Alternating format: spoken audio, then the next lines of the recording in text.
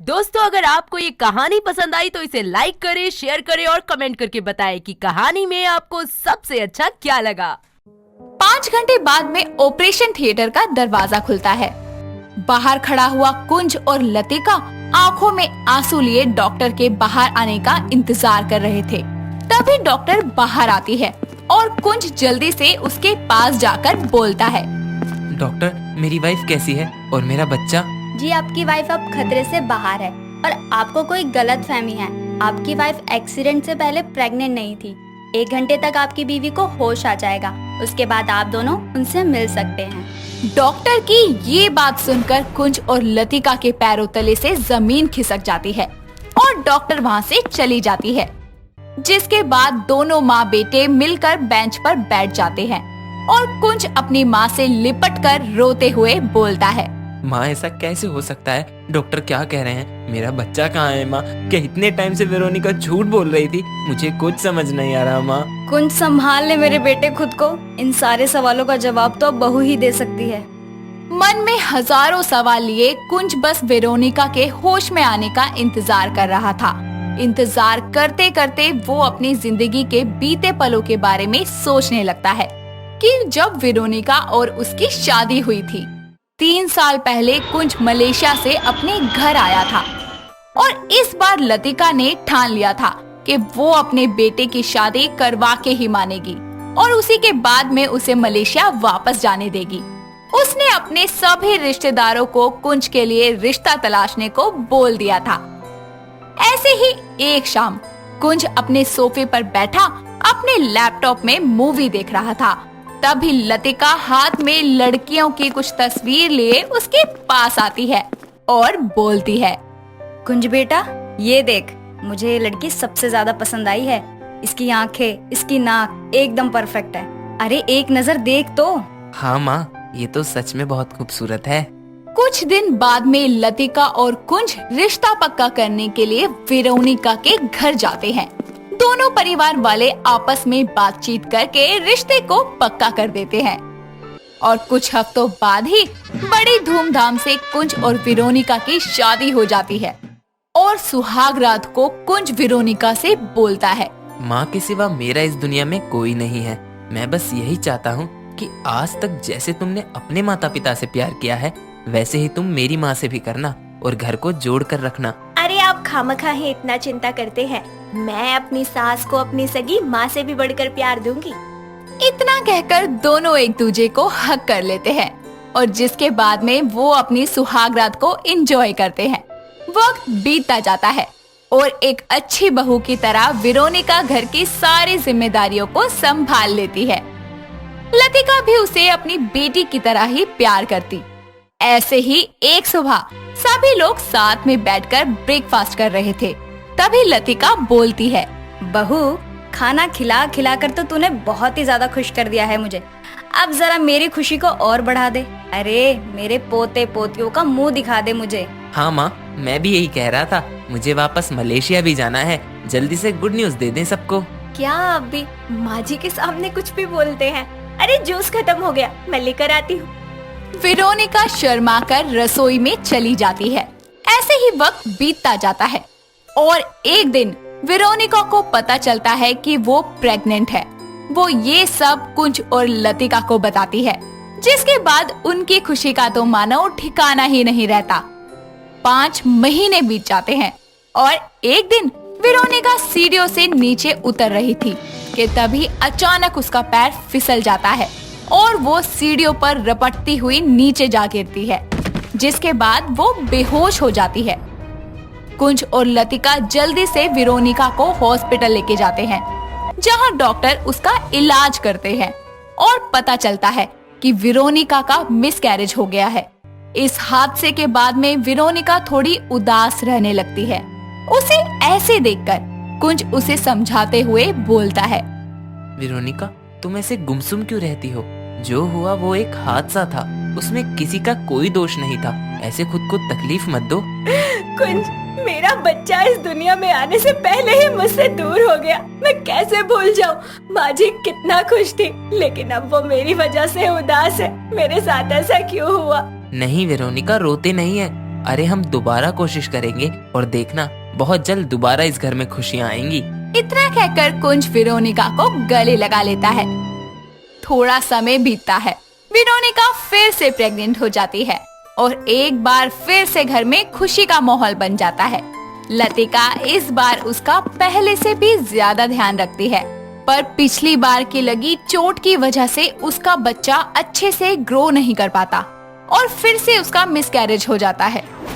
Veronica को hospital में admit करवाया जाता है, जहां डॉक्टर उसके काफी सारे टेस्ट करती है और दोनों पति पत्नी से बोलती है।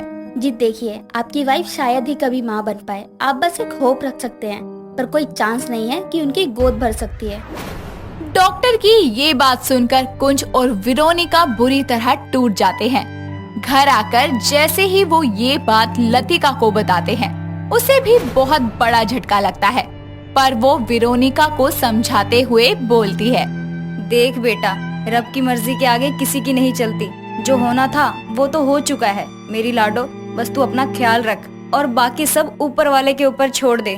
हाँ वेरोनिका, तुम्हें चिंता करने की कोई जरूरत नहीं है, हम सब तुम्हारे साथ हैं। वेरोनिका वहाँ से हल्की सी मुस्कान देकर चली जाती है। उसके जाने के बाद लतिका कुंज से बोलती है। बेटा, ना जाने भगवान कौन से जन्म का बदला ले रहे हैं। क्यों मेरी बहू को इतनी तकलीफ दे रहे हैं वो। मुझसे मेरी बहू की ये हालत देखी नहीं जाती। माँ संभालो खुद को, अगर हम हिम्मत हार जाएंगे तो वेरोनिका को कौन संभालेगा, उसे हमारी जरूरत है। वेरोनिका ये सारी बातें छुपकर सुन लेती है और रोते हुए खुद से बोलती है। क्यों क्यों क्यों मेरे परिवार के साथ ये सब क्यों हो रहा है। मेरे अपनों को मेरी वजह से इतना दर्द झेलना पड़ रहा है। मैंने कुंज से वादा किया था कि मैं हमेशा सबको खुश रखूंगी और मैं अपना वादा हर हाल में पूरा करूंगी, फिर चाहे मुझे कुछ भी करना पड़े। ऐसे ही कुछ वक्त और बीतता है।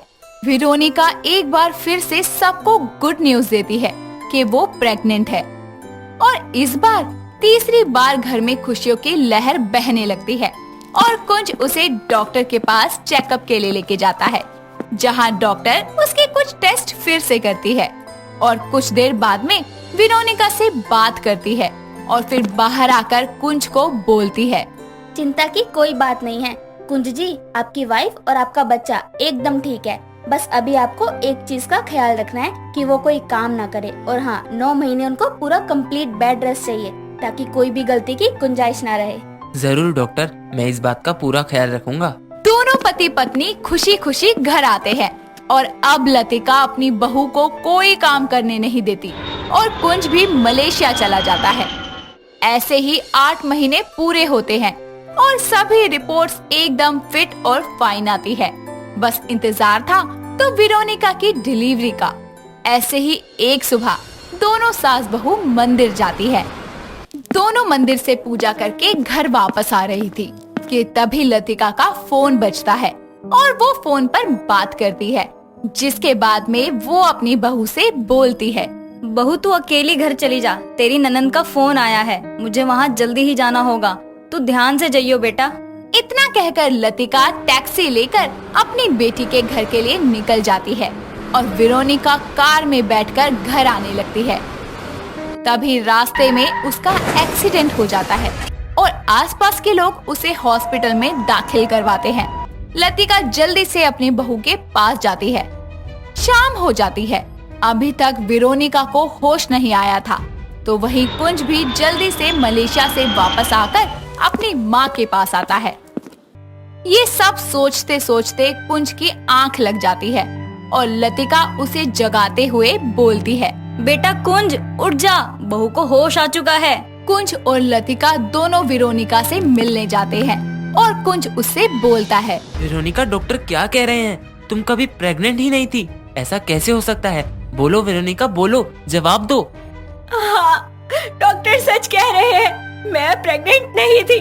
मैंने ये सब ड्रामा किया, मेरी कोख में कभी कोई बच्चा था ही नहीं। मैं आप सबको खुशी देने के लिए ये सब कर रही थी। मैं नहीं जानती थी कि मेरा राज आपके सामने ऐसे खुलेगा। मुझसे आप सब लोगों को ऐसे दुख में नहीं देखा जा रहा था। और प्रेगनेंसी का पेट नहीं बल्कि वो एक तकिया था जिसे मैं हर वक्त अपने साथ बांधे रखती थी। मैंने सोचा था कि जब मेरी डिलीवरी का टाइम आ जाएगा तो मैं नर्सरी से एक बच्चा अडॉप्ट कर लूंगी, लेकिन किस्मत को शायद कुछ और ही मंजूर था और ये सब हो गया। वेरोनिका का सच जानने के बाद में कुंज और लतिका की आंखें फटी की फटी रह जाती है, पर फिर भी अपनी पत्नी को गलत ना समझकर वो उसे एक और मौका देता है और उसे सीने से लगा लेता है। अर्जुन एक बहुत ही बड़ा बिजनेसमैन होता है। उसके परिवार में उसकी पत्नी कविता और बेटा नकुल अपनी पत्नी नेहा के साथ रहा करता था। पूरा परिवार हंसी खुशी एक साथ रहता था। लेकिन ऐसे ही अचानक अर्जुन की पत्नी कविता की तबीयत खराब हो जाती है और उसका देहांत हो जाता है। ऐसे ही समय बीतता रहता है और अर्जुन के कंपनी में एक निकिता नाम की लड़की आती है। एक दिन वो उसके कैबिन में जाती है और बोलती है, हेलो सर। हेलो निकिता। क्या हुआ सर? पता नहीं क्यों इसमें मुझे मेरी कविता नजर आती है। क्या हुआ, बोलिए ना। नहीं कुछ भी तो नहीं। ऐसे ही दोनों आए दिन एक दूसरे से आंखों ही आंखों में बातें करते रहते और धीरे धीरे दोनों को एक दूसरे के लिए प्यार महसूस होने लगता है। इस तरह एक दिन अर्जुन निकिता के कैबिन में जाता है और उससे बोलता है, हे निकिता, कैसी हो तुम? जी मैं ठीक हूँ, आप कैसे हैं? वो एक्चुअली मैं तुमसे कुछ कहना चाहता हूँ। हाँ जी कहिए। यार आई नो वेरी वेल कि मैं तुमसे उम्र में बहुत बड़ा हूँ, लेकिन मैं तुमसे बहुत प्यार करता हूँ। क्या? हाँ निकिता, जब भी मैं तुम्हें देखता हूँ तो तुम में मुझे मेरी बीवी नजर आती है, इसलिए मैंने तुम्हें ये सब कहा। बाकी देखो, कोई जबरदस्ती नहीं है, तुम्हारी मर्जी है यार, जैसे तुम्हें ठीक लगे। अब एक बात मैं कहूँ आपसे अर्जुन? हाँ कहो ना निकिता। मैं भी आपसे बहुत प्यार करती हूँ और अब से नहीं, जब से आपको देखा है तब से। दोनों एक दूसरे को गले लगा लेते हैं और कुछ ही महीनों बाद दोनों कोर्ट मैरिज कर लेते हैं। अर्जुन उसे अपनी पत्नी बनाकर अपने साथ अपने घर ले जाता है, जहाँ उसकी बहू और बेटा उन दोनों को दूल्हा दुल्हन के रूप में देखकर चौंक जाते हैं। तभी नकुल बोलता है, पापा ये सब क्या है? कौन है ये लड़की? हाँ पापा जी, कौन है ये? नेहा, ये नकुल की माँ और तुम्हारी सासू मॉम है। क्या बोल रहे हैं आप ये पापा जी? वही जो तुम दोनों सुन रहे हो, और उम्मीद है कि तुम दोनों को इससे कोई दिक्कत नहीं है। शादी के कुछ समय बाद अर्जुन अपनी नई शादी की खुशी में एक पार्टी रखता है। सभी मेहमान उस पार्टी में शामिल होते हैं और निकिता बहुत ही सुंदर सी ड्रेस पहनकर पार्टी में आती है। उसे देखकर नेहा अपने पति को बोलती है, नकुल, कभी तुमने मेरे लिए ऐसा कुछ अरेंज किया है? देखो कितनी आलीशान पार्टी रखी है हमारे बुड्ढे ससुर ने। इस बुढ़ापे में भी ना जवानी फूट फूट कर निकल रही है इनकी। अरे तुम पागल हो, कुछ भी बोलती हो। अब ये समझकर चलो कि ये तुम्हारी सास है, इसलिए तमीज से बात करना। तमीज से बात करे मेरी जुत्ती। एक सास से पीछा छुड़ाया तो दूसरी आ धमकी। कुछ देर बाद अर्जुन और निकिता केक कट करते हैं और बाकी के मेहमान पार्टी एंजॉय करके वहाँ से चले जाते हैं। ऐसे ही एक दिन किचन में निकिता कुछ बना रही होती है कि तभी वहाँ नेहा आती है और उससे बोलती है, कितनी चालाक हो ना तुम। क्या मतलब कि तुमने अपनी इस भरी जवानी का खूब फायदा उठाया, मेरे बुढ़े ससुर को अपने माया जाल में फंसाया ताकि सारी प्रॉपर्टी अपने नाम करवा लो। ये तुम्हारी सोच है और मैं सच में अर्जुन से बहुत प्यार करती हूँ। हाँ पता है, प्यार तो तुम करती हो, लेकिन मेरे ससुर जी से नहीं बल्कि उनके पैसे से। अगर तुम्हारी बकवास खत्म हो गई हो तो क्या मैं जा सकती हूँ? ऐसे ही समय बीतता जाता है और नेहा आए दिन निकिता से किसी न किसी बात पर बहस करती ही रहती थी। एक दिन नेहा अपने कमरे में बैठे हुए खुद से बात कर रही होती है। कुछ ना कुछ तो करना पड़ेगा इस महारानी का, नहीं तो मेरा बूढ़ा ससुर कहीं इस सास की जवानी देखकर सब कुछ उसके नाम न कर दे। तभी वहाँ नेहा का पति आ जाता है और उससे बोलता है, क्या हुआ धर्मपत्नी, ऐसे क्यों बैठी हो तुम? सब ठीक है ना? तुमसे मतलब? अगर तुम्हें बता दूं तो तुम कर ही क्या लोगे? क्या हुआ, बताओ तो यार। तुम्हें नहीं लगता कि तुम्हारे पापा जी ने दूसरी शादी करके हमारे साथ नाइंसाफी की है? वो कैसे? अरे बैल बुद्धि, जरा दिमाग लगाओ। सुनो मेरी बात ध्यान से। निकिता को अगर हम रास्ते से हटा दें तो ये सारी प्रॉपर्टी हमारी होगी, क्योंकि अगर कल को निकिता और ससुर जी का कोई बच्चा हो गया तो ये सारी प्रॉपर्टी उसकी हो जाएगी। समझे कुछ मेरी बात को? बात तो सही कह रही हो तुम। इसीलिए मैं सोच रही हूँ क्यों ना हम इसको रास्ते से हटा दें। क्या? मुंह ही मुंह में क्यों मंत्र पढ़ रही हो? साफ साफ कहो ना। मुंह बंद रखो अपना बस, बाकी क्या करना है क्या नहीं वो मैं देख लूंगी। ऐसे ही कुछ दिन बाद जब निकिता छत पर होती है तो नेहा वहाँ आ जाती है और उससे बोलती है, हेलो सासू माँ। ओ नेहा, तुम मुझे सासू माँ क्यों बोलती हो? मैं तो तुम्हारी दोस्त जैसी हूँ। Oh really? मैं सब जानती हूँ तुम्हारे इरादे क्या है इस घर में आने के। मतलब तुम कहना क्या चाहती हो? साफ साफ कहो। मैं जानती हूँ कि तुमने पापा जी से शादी बस उनके पैसे के लिए की है, ताकि तुम हम दोनों को घर से निकाल दो और ये सारा घर हथिया लो और चैन से रहो। नेहा, ये क्या बकवास कर रही हो तुम? अरे मैं ऐसा कुछ भी क्यों करूँगी? मैं तुमसे और सबसे बहुत प्यार करती हूँ। अपनी शराफत का ढोंग ना तुम अपने पास ही रखो और आज के बाद मैं तुम्हें इस घर से हमेशा के लिए अलविदा कहती हूँ। नेहा निकिता को छत से धक्का मार देती है। निकिता बेचारी खून से लथपथ नीचे गिर जाती है और आस पड़ोस के लोग और नेहा, नकुल और अर्जुन भी वहाँ पर आ जाते हैं। सभी लोग उसको हॉस्पिटल लेकर जाते हैं, जहाँ डॉक्टर उसका इलाज करते हैं और कुछ देर बाद वहाँ पुलिस आ जाती है। निकिता के होश में आने के बाद पुलिस वाले उसके पास जाकर उसका बयान लेने लगते हैं। निकिता जी, अब कैसी हैं आप? हाँ, मैं ठीक हूँ। आप कैसे गिरी थी छत से, या किसी ने आपको गिराया था? हे भगवान, बचा लो बचा लो बचा लो। अब तो गए हम। जी नहीं, मैं तो अपने आप गिर गई थी, मुझे किसी ने धक्का नहीं मारा। वो दरअसल मैं छत के मुंडेर पे बैठी थी और अचानक से मेरा सिर घूमने लगा, मेरा बैलेंस बिगड़ा और मैं गिर गई। निकिता से पूछताछ करने के बाद पुलिस वहाँ से चली जाती है। तभी निकिता नेहा से बोलती है, डरो मत नेहा, मैं आज क्या, मैं कभी किसी से कुछ नहीं कहूँगी, पर मुझे बहुत दुख हुआ कि तुमने मेरे साथ ये सब किया।